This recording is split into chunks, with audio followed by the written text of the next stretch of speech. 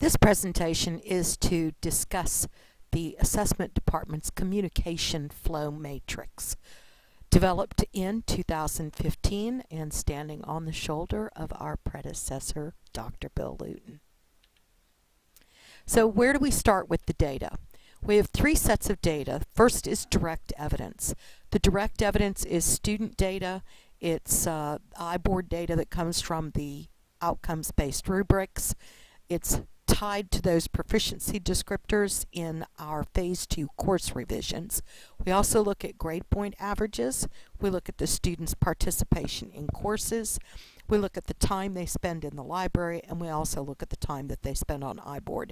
This is direct evidence that can be assessed to determine whether and why students are achieving their learning outcomes. Indirect evidence that we collect institutionally is the How Would You Grade Us student surveys. We're currently using the faculty surveys that were developed in-house. We look at retention rates, persistent rates, graduation rates, feedback from the deans, and we have future possibilities in conducting other surveys such as alumni surveys or employer surveys. Then we do collect other data as well from different departments. Student affairs, financial aid, admissions, registration, the Career Center. We also collect information from external reviewers. We utilize the accreditation reviews as feedback, and we also conduct co-curricular program reviews. This data flows into the assessment and institutional research departments for analysis, record keeping, and recommendations.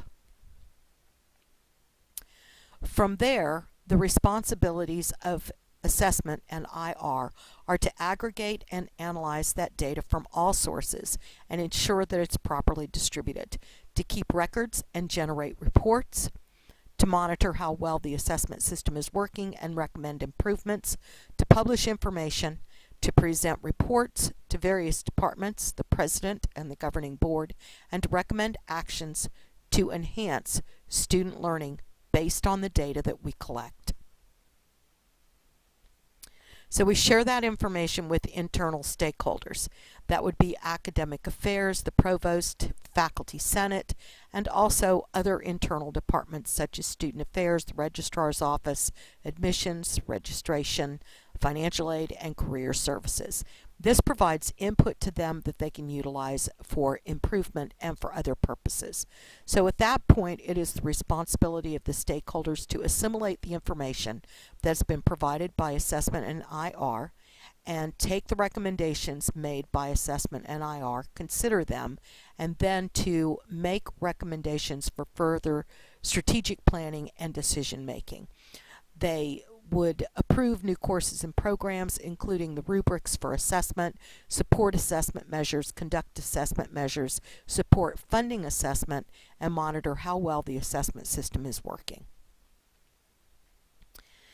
Using the data and the recommendations from assessment, IR, and the internal stakeholders, the next steps for decision making are that we share those recommendations with the Strategic Planning Council, the President and CEO.